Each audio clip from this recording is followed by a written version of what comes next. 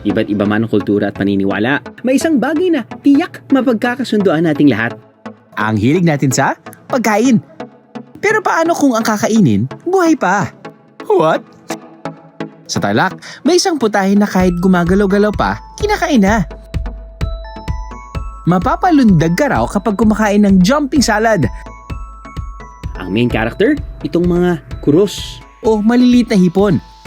Pero bago matikman, pahirapan muna ang paghuli sa mga yan. Itong style na to, first time ko na-experience. Landlocked ang probinsya ng Tarlac. Ibig sabihin, malayo ito sa karagatan. Kaya ang mga isda, kinukuha sa mga ilog at batis. Kung saan din nahuhuli ang mga kuros. Dito sa bayan ng San Jose, Tradisyonal pa rin ang panghuli ng mga kuros. ang kanilang gamit, mga tuyong sanga at isang kulambo na iniiwanan lang sa ilalim ng tubig.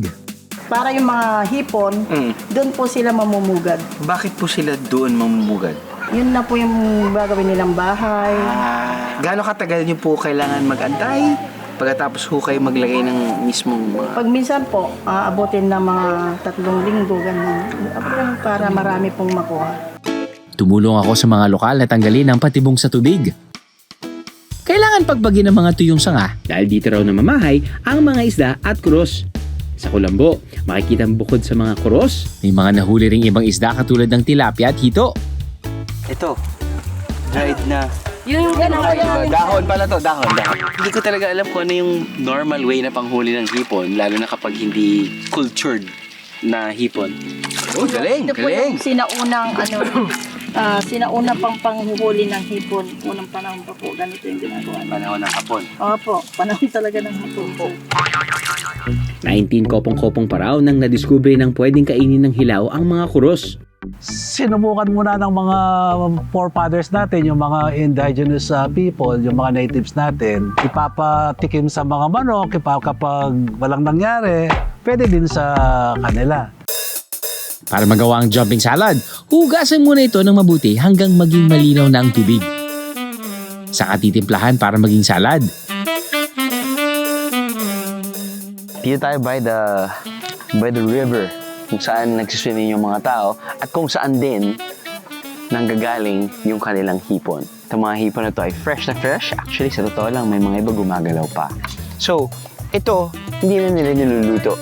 Hinahalo nila nila with sibuyas, may garlic, meron silang pako, cucumber, at pero yung pampaasim nila ay yung green mango na kinakayod nila ng ganyan para yung katas or yung strips mapupunta dito. So, kuha tayo ng hipon na gumagalaw-galaw pa. Hindi mo kakainin yung ulo. So, pasensya na hipon. Ito, syempre may lansa pa din. May konting asim dahil nga naglagay tayo ng konting pampaasim which is yung green mango. Pero kung ito yung nakasanayan nila, I'm sure kapag ikaw yung tiga dito, ito yung hanap-hanapin mo. I am the meeting is a BIA.